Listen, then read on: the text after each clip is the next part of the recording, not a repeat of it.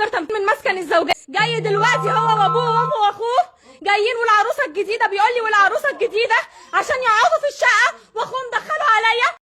الفيديو ده انتشر من كام يوم وفجأة ببص الاقي الناس كلها داخلة تغلط في الراجل وتغلط في اهله وتغلط في الست اللي هو اتجوزها ومقطعين فروة الراجل ومبهدين الدنيا.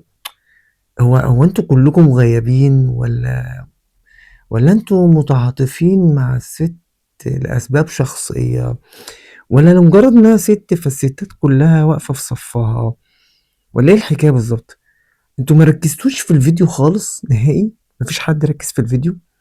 اولا عمالة تصرخ وتقول لك متهجمين عليا وبيضربوني وبيعملوا فيا، مفيش حد مقرب منها، الناس قاعدة مكانها زي الفل، والراجل قاعد يلعب مع ابنه، سايبها تصرخ وتصور وتعمل اللي هي عمالة تعمله كله وتقول لك متهجمين عليا، وهو قاعد يلعب مع ابنه.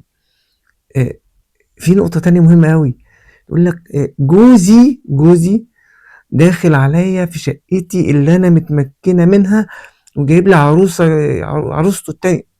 يعني جوزك، أنت متمكنة تمكين مشترك، يعني هو متمكن من الشقة زيه وزيك بالظبط، يعني مش من حقك إن أنت تمنعي أي حد يدخل له الشقة. الراجل دلوقتي قاعد في شقته، أهله داخلين عليه جايين له، مراته جاية له براحته خالص، مفيش مشكلة، ده قانونا زي ما حقك بالقانون. نقطة تانية مهمة أوي، قاعدة هي اللي تصرخ وتتبلى على الناس وتقول إن هم عملوا والناس قاعدة ولا الهوا. طيب انتوا واخدين صفها بناء على إيه؟ الناس ما عملوش فيها حاجة في الفيديو ده، الفيديو ده دليل إدانة عليها. الست دي بقى رفع على جوزها قضايا من 3 سنين وهي عايشة معاه في بيته، عايشة معاه في بيته متمكنة من الشقة، ورفع عليكم قضايا وهي عايشة معاه في البيت.